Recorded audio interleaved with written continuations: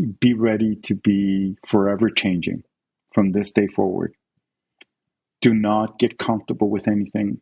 The physical means that we live in, don't treat it anything more than it is something that you need in order to reside, but it's not your life.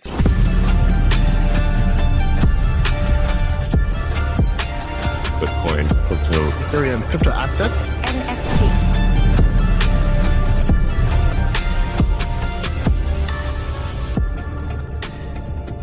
Welcome to Not Another Crypto Show. Welcome back to Not Another Crypto Show. I'm Jeff Streck, and this week I'm here with Oscar Jofre. And Oscar is from KoreConX. And I'm going to ask Oscar, please, Oscar, if you could go through this and tell people about yourself, about KoreConX, and what is going on in your life right now. My name is Oscar Jofre. Thank you for having me this morning. Wonderful evening. 2 parts of the world, which is great.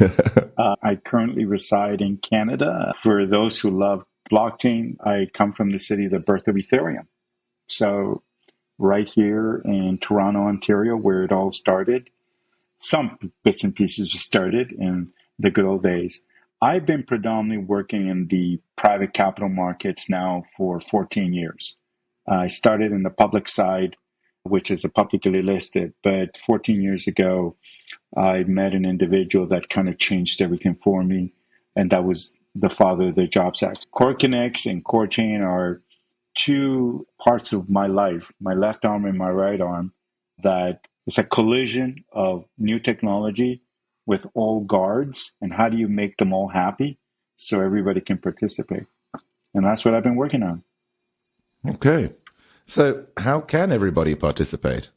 That's the big question I have.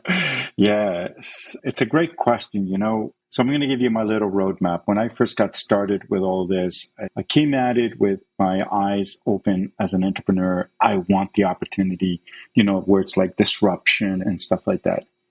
And what I quickly learned, and depending on what countries you live in, you know this already, money players, the people who control money in the markets, don't want things to move as quickly as you think they do. No matter how fast the technology is, it takes time. So that was a bit of a collision. That's why I say it's a collision, because you got this great technology, blockchain, that everybody's getting wowed on and all the possibilities and stuff like that. But on the other side, you have those who have been making all the wealth in our world, and this creates a massive disruption. As much as we all think that they're all for it, they're not. They're not. And the evidence is, look what we've been able to do in 10 years. We've only been able to scratch the surface of the money markets or the capital markets. Why? Because we're forcing something onto them that they don't yet understand. And as much as we find one person that will advocate for it, what we don't have is the whole. And then whole is the 99.9% that will do whatever it can to stop it. But is there a happy medium? Yes, there is. There's a gateway in between, and that's the gateway that we found. And what does that mean? That happy medium is, you listen to the one side and you listen to the other side. And I don't want to use the word compromise, but you bring the 2 things they each want, and you find the right application for it, and you bring it to market. It's not always the expected outcome, but it's one way to start the introduction of, in particular, blockchain. I mean, the topic at hand today, right? So that's a happy medium. Okay. So you mentioned people that control money don't want speed. Why would that be? As a young entrepreneur, I never understood anything about money, to be honest with you. And I think, so first, I'm an immigrant in Canada. I come from a company called Chile, South America. I'm a young entrepreneur. I was 10 years old when I got here. I became an entrepreneur. And my impression of money was, you go to people of money, or you go to venture capital because it's their money. So you know what I mean? You got this embedded in your head, it's their money. And as you get older, you start learning where money really comes from. But the other thing that you start learning is that money's competing with each other. And you're like, what? In what planet does that happen? Because when you go to the venture capital, they go, oh, no, there's no more money. Money's dry. Money's never dry. And that was what I said 14 years ago. I got an awakening when David Wield not only exposed me to understand what money really means and how it competes. So how does money compete? So I'm going to give you, I could only give you one country right now because that's where the data is. But what I'm letting you know is that other countries around the world are starting to see the same momentum. So the United States. So the United States was the first country in the world to introduce a regulation that would allow you and me, Jeff, to participate in investing where up until now, we could never, all we could do is sit in the silence and say, wow, look at that company go. Oh my God, wow, $1 billion. Oh, now they're public. Now I get to buy. And people think that when a company's public, that's when you make money. No. The millionaires and billionaires were made prior to the company going public. And, we have data to support that. And so David Wheel provided that mechanism to allow to happen. But in the beginning, it was difficult. It took him 10 years for the regulators to allow their regulations to open up. It took another 5 years, if you can believe it, for the regulators to come up with a regulation to allow it to happen. And immediately, as soon as it occurred, the markets kept saying, venture capitalists would say, oh, it's going to be full of fraud, this and that. Knock on wood, no fraud. Number two, you're going to have all these retail investors. It's going to be a headache. They're going to bother you. And we were going, wait a minute. I don't understand something. So when you're building a business, the first thing you're asking is how many customers I have. And if I bring you 5,000 customers, you're happy. But if I bring 5,000 shareholders, you're not happy? And they go, what's the correlation? That's the point. You don't get it. You can now have my customers invest. People who believe in the product can now invest in the company and be enjoying the ride while they're buying your product. So that whole mindset, so in 2012, I used to be in stages, Jeff, that people booed me. Oh, this is going to be this and that. Today, how do we measure it? Here's a measurement. In 2012, when Barack Obama signed into the regulation up to that point, 100% of the money that was raised and made was only for the 1%ers of the world. That's it. 1%ers. 100% of all the money raised, in trillions of dollars raised in the private equity market. You and I, all we got to do, and our parents sit in the sidelines and watch the LinkedIns and the Facebook and the Yahoos and all that. We would have to wait until they were public before we could buy stock, but not before then. So now, going back 10 years later, where are we? The whole private markets in the United States at $4.5 trillion in 2022, sorry, $4.5 trillion. Okay, that's a pretty significant amount of capital. So if we were still back in 10 years ago, that would still be all of it 1%ers. Not anymore. 151 billion was us, everyday people that now got to participate. So what we're going to see is investors now saying, wait a minute, I can put my money there that'll be on hold for 10 years, or I can put my money directly in the company. See how the competition is? So the cards are now turned, and that's good for everyone. So that's where money competes. And as the regulations open up, they make the competition is better. So who benefits? The companies and the investors. They're the ones who benefit from all of this. That's what it means. They both end up benefiting from this opportunity. Comes with responsibilities, but it's a great benefit for everyone. Okay. So the opportunity to invest once somebody goes public. I mean, there's a system for you to find companies that have gone public. There's a system for you to, engage with them and invest with them. And my real question is the development of that system before going public. How far along are we? How easy is that going to be to roll out to, everybody in the population? Yeah, that's we're going to have tough questions. That's a tough one. That is a tough one. So why is it tough? It's tough because every single country in the world has their own regulations. That's number one.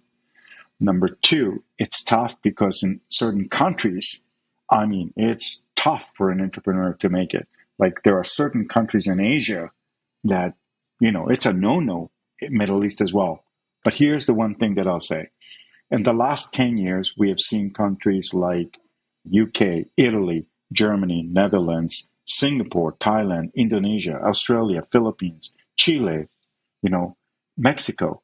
Countries around the world are saying, wait a minute, the Jobs Act is working. Because there's another flip side to this that I haven't mentioned yet. And the flip side is that it creates jobs. I mean, this was the other awakening that David taught me, is that, he was the former vice chairman of NASDAQ and he decided to write this regulation right after the 2008 collapse. Something wasn't working anymore. And what he discovered after 30 years is that publicly traded companies were making wealth, but they weren't creating jobs and they weren't creating innovation. That was all done in the private markets. What does the Jobs Act do? That's why it's called that. It's because it creates jobs. So in other words, we're putting people employed, we're creating innovation, and we're seeing the upside. And you got to love it when Elon Musk goes out there and says, I'm sorry, everyone, but had you chance to put in $1,000 a Tesla right now, it'd be worth $750,000 before it went public. I mean, you can't escape that. So to answer your question globally. So in one part, other countries it's going to take them time to adapt. So what did the United States do? The United States is one of the most powerful securities regulators anywhere in the world. It's amazing how powerful they are. Look, I'm a Canadian and I respect their strength and their jurisdiction, that, how far they can go. They can arrest anyone, anywhere in the world for any form of fraud.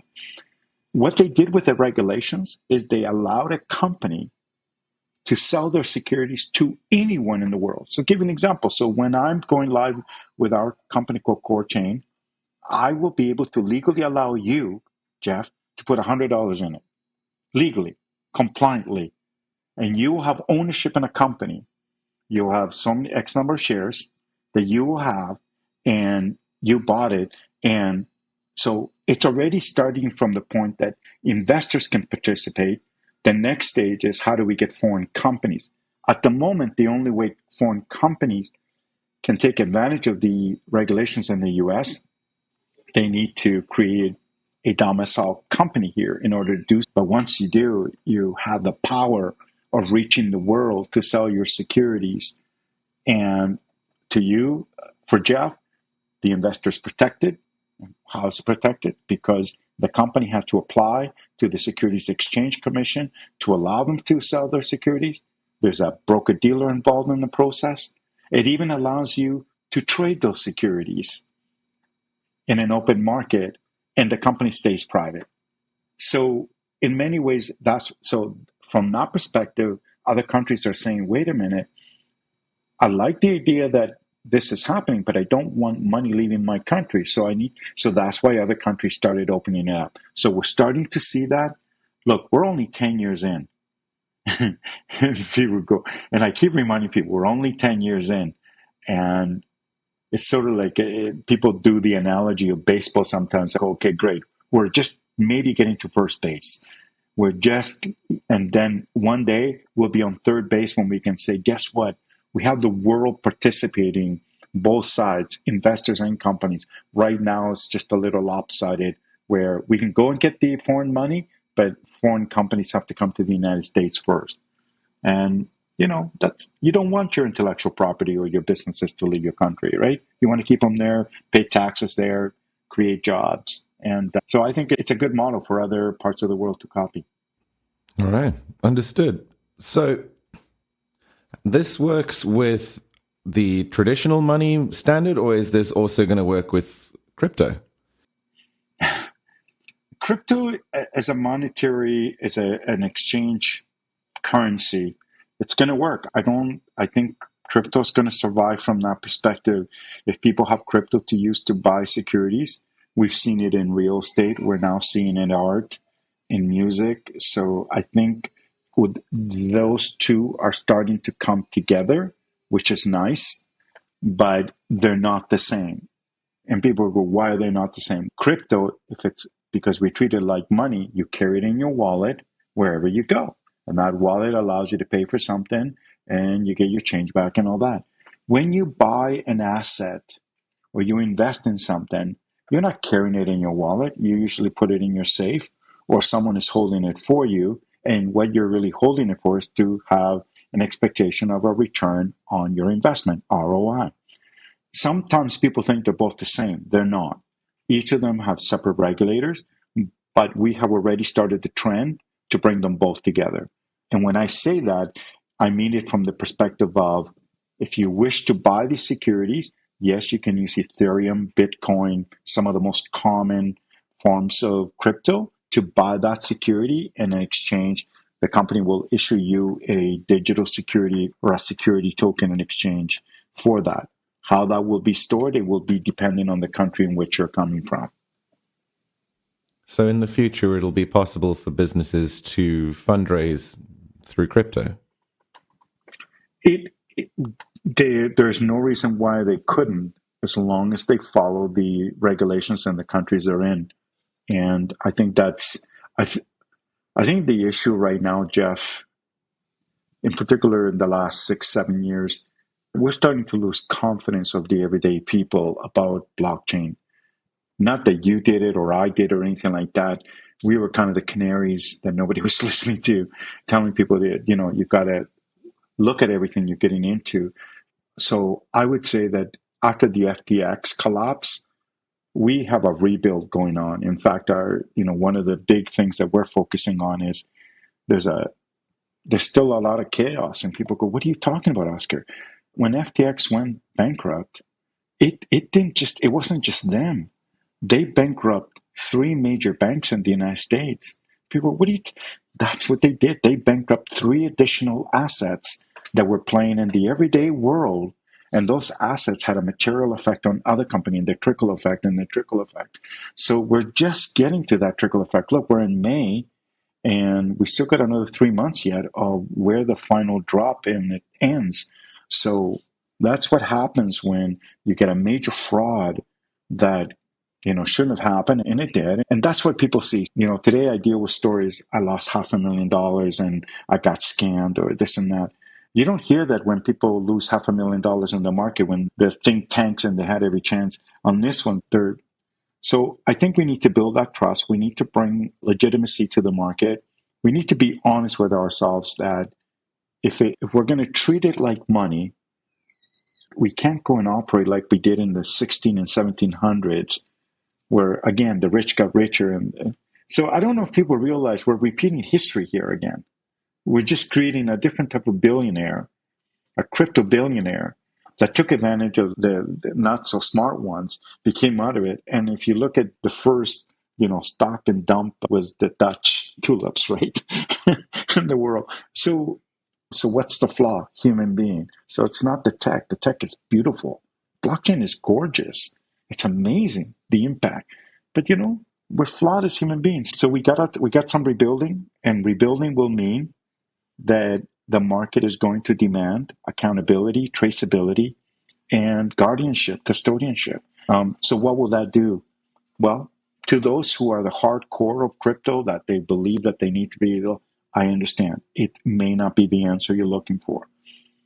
But when you consider the billions of dollars that have been lost, not by you, and you didn't do it, but those who have lost it, they've screamed enough now, that, it's the regulators have no choice. When FTX collapsed, all the billionaires were screaming, "I want my money back from the government. Where were you?"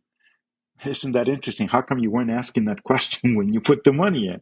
See, we're blinded. We're human beings. We're greedy. So the everyday investor is now getting those lessons. There isn't anything out there today that isn't being affected by it. So here's the last thing that I'll leave with. So yes, we're getting to the point where crypto, blockchain, we're using it to raise capital and all that. But here's the other part.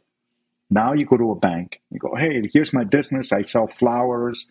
And they go, "Fantastic. We noticed something on your window in your store and your paper is that you're going to accept crypto." "Oh, yes, we're going to." "I'm sorry, we can't open a bank account for you." So now we found the last hitch on this whole ride, the collapse of it all. So the FTX scandal, what did it do? It collapsed the banking. Every bank in the United States, Canada. Now Canada is doing it. That's why Binance is leaving. So what do you do there? People go, but that, it's just regulation. No, you scared money. That's what you did. You took away money from one of the big, and you don't think they're going to notice? You know, the little guys heard it, but some big guy got hurt even more.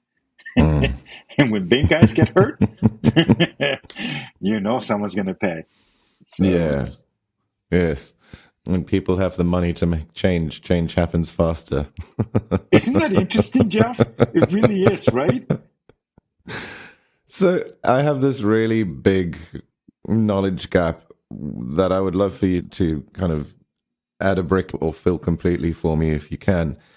When you have the old system, so you have, for example, in the States, dollars going into startups, dollars going into business through venture, through all these different investment routes. So the dollar has been very stable. Crypto hasn't necessarily. So for me to understand a company having, say, $1 million is easier for me to think they're going to be okay. That's pretty stable. They have that liquidity when they need it. And then I'm looking at crypto, which isn't as stable. It has fluctuations. And also, businesses need money sometimes unexpectedly. Are you supposed to wait for the best crypto market sort of situation in order to withdraw that, to use when you need it? I mean, surely that's going to create just a whole bottleneck for businesses. What's the situation there? You know, you bring up an interesting point, and this was something that we brought up 5 years ago, which nobody really thinks about at the moment, and that is that, so you want to use it. So how do people pay rent? How do you pay your expenses? So at the end of the day, it's rather interesting. As much as crypto says it's not like the old system, but everything is pegged to the US dollar or some currency.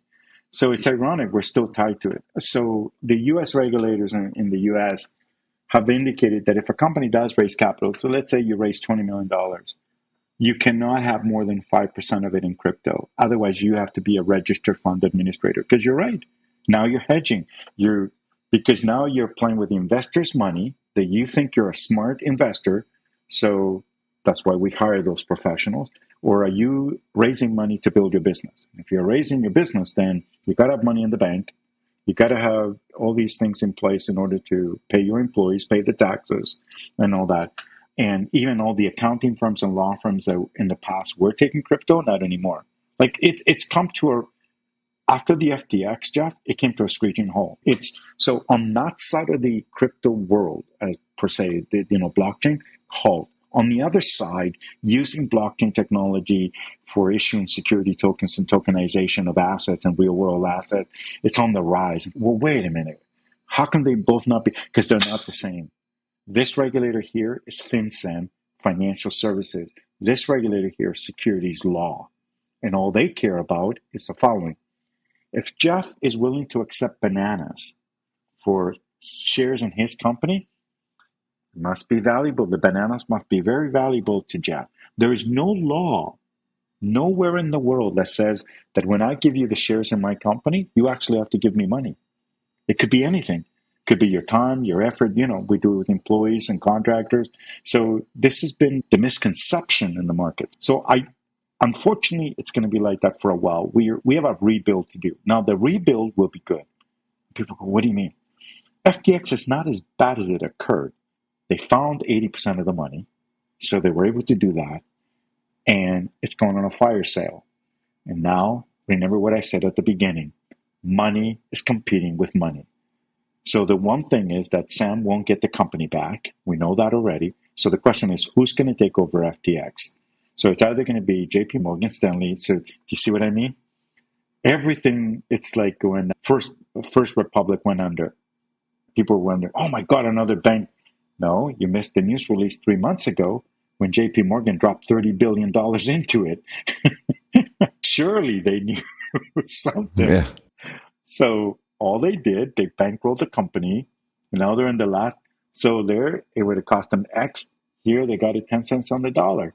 Look at that. And the federal government gave you $50 billion. I've grown up so much in the last 10 years. So when I look at something falling, I don't see it as falling. I see it as changing hands. And FTX is going to go, mark my words, Jeff, in about a year from now, FTX, and you're going to go, damn. And they're going to be regulated. They're going to do everything a Binance is not doing. And what are they doing at Binance? They're putting CZ is going to be investigated till for the next 20 years of his life. He just left Canada. He's a Canadian citizen, which is very dangerous. So he can be extradited, but he can't escape it anymore. So he left Canada because it's getting too regulated. So they're pushing him to a corner.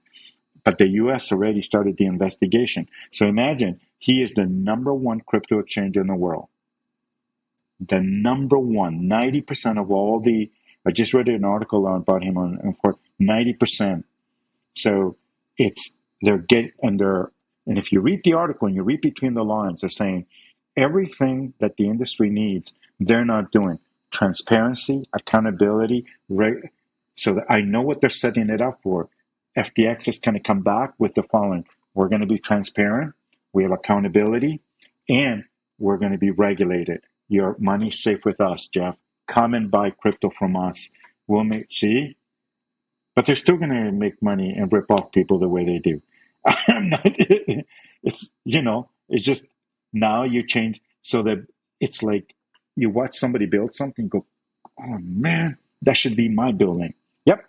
I'm going to figure out a way to take over that building. Do you know the story? Sorry, I love history because sometimes we're so ignorant to history because we keep thinking that we've surpassed it, but we haven't. So in the early 1800s in the United States, people would come to the U.S. and take over land. And people would go, how do they do that? They go with a gun and shoot the guy that was in and took over the land. The land is now mine. There was no land titles. So the only difference now, this is the digital warfare. And one is using the regulators to shut one down and saying, I want that business. And so crypto's here to stay. And that's clearly, there is no escaping that. I agree with anyone there, but it's just going to take a little bit of time. And in the meantime, people should just ask more questions, just like you're doing in show, making them ask the hard questions. Who's your regulator? Who are you reporting to? Where's the accountability? Where's your deposits? Where's that going to? Because, I give you $500 of my money that's converted. I need to use it. I need to make some, but I also need to take it out if I need to. Is there going to be any issues? Because that's when the issue is, not when you're giving it to them. It's when you need the money back for whatever reason, you need to make sure the reserves are there or you're done. Yeah. So I have this small band of what most people would call conspiracy theory nuts. But I don't really like to call people crazy until they've been proven. So the conspiracy around all of this, I suppose, could go with the old financial system as well. But as we're on blockchain and crypto, and we're talking about Binance and getting CZ out of Canada and getting pushed into that corner, and what happened with FTX that you just talked about, where they're getting, I guess, I want to use the word centralized, or I'm sure that's not the right word. So you have the seeming effect of, here's somebody who's started something new, really run with it, in the case of FTX, and then when it proves itself, you have the big boys, the banks going, hang on, we want to be him.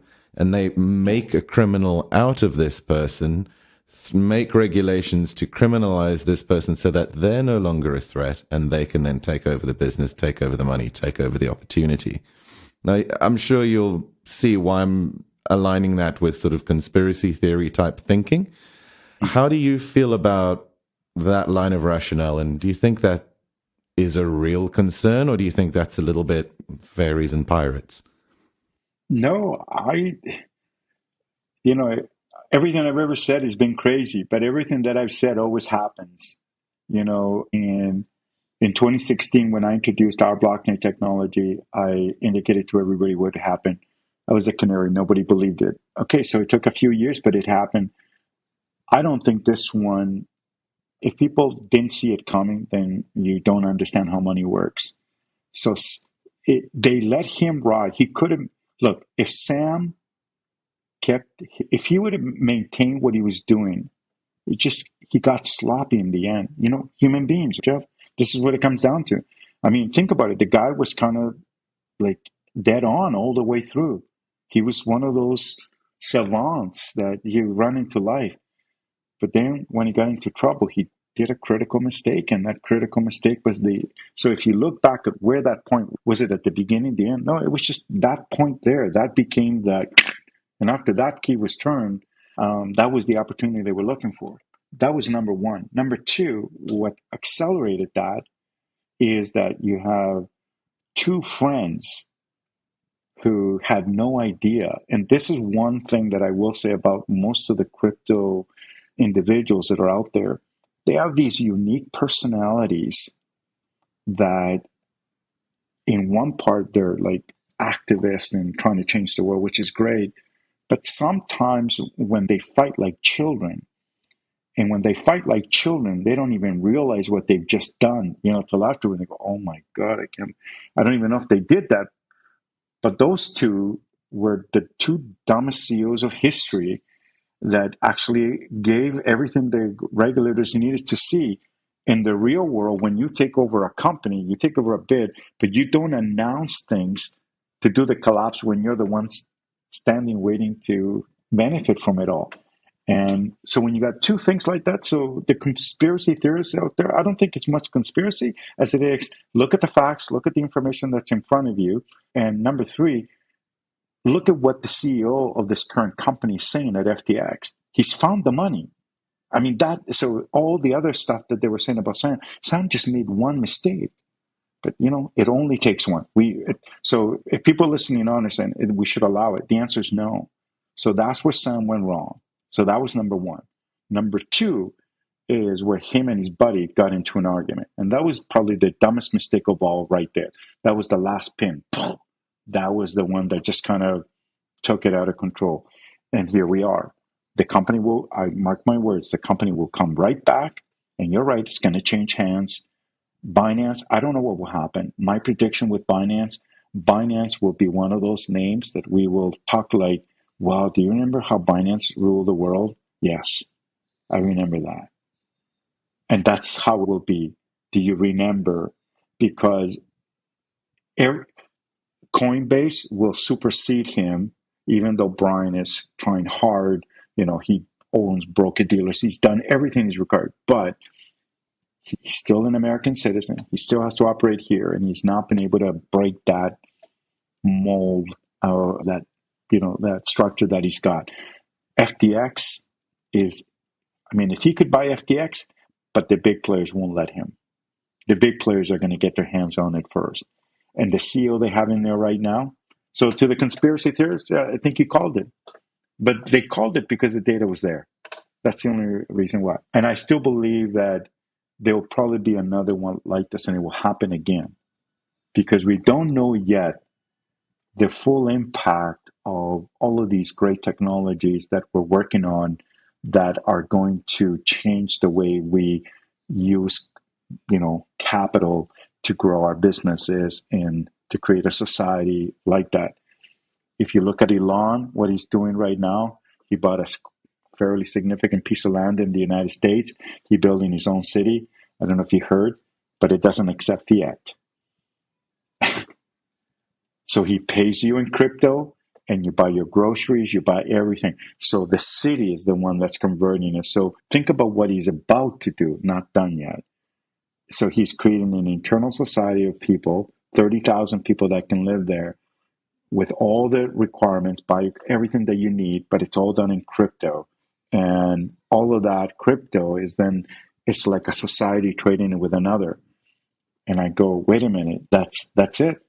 Because isn't that what every country does? Takes their currency and trades it amongst the other, but it already created. Our problem is we have legacy. So a good analogy for this is when you look at telecommunications, you can go to Dubai and they already got G5, G6. I mean, they got the best of everything, right? You can go to Africa and get everybody G5 overnight. You go to North America, they can't. People go, but they invented it. I know, but they still run wires. They have legacy systems. That's why sometimes you talk to people in the US, it breaks down. And when I read this paper at first, I have to admit, wait a minute, this is utopia. No, it's not. And then I read another paper that Bill Gates bought out another piece of land to build another city, and his is supposed to be 250,000, and he has the same concept. This has now opened up a new frontier, and it takes someone with a fairly significant vision to bring all the pieces. You need to bring the music people, the car dealers, the groceries, everything, and the currency is the currency for the Dogecoin or crypto, Bitcoin, whatever it is, but it's digital. That environment never touched fiat. That environment is purely that, and that becomes the beginning of an environment, because it shows that once it's in place, the adoption, we are at T0. Because you can't put T0 in the real world. There's a paper written that if we go to T0, we collapse the financial systems. That's rough. What? Because everybody needs the day to pay the other one.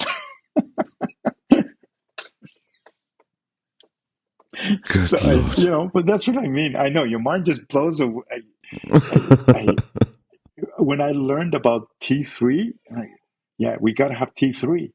We can't go to T0. Maybe we can go to T2. And I said, so what happens if we go to T0?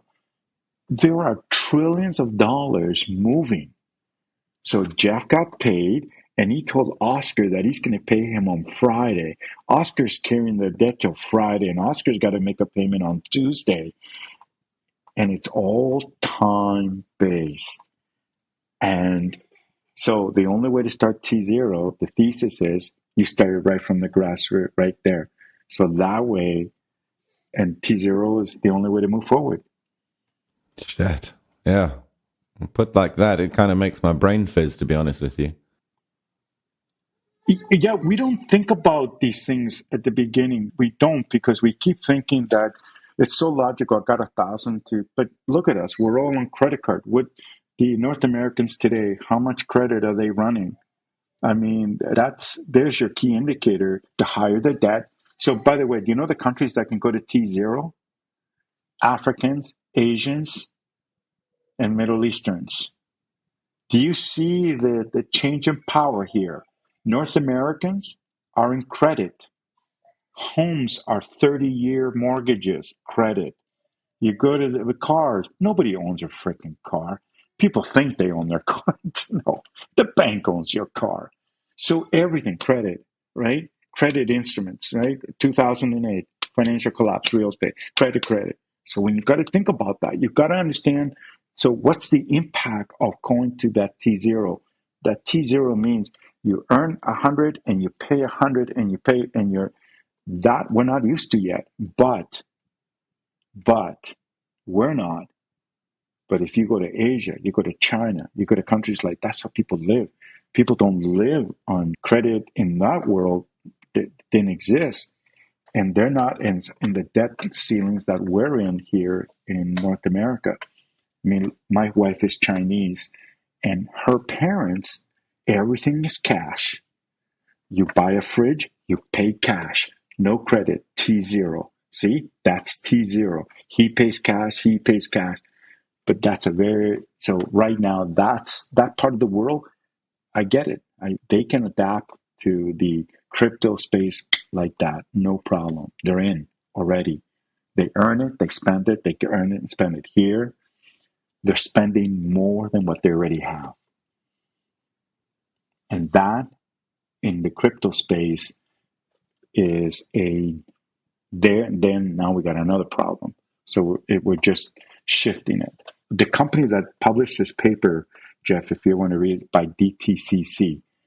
And the reason they published it is because the whole industry was pushing, why can't we have same-day settlement?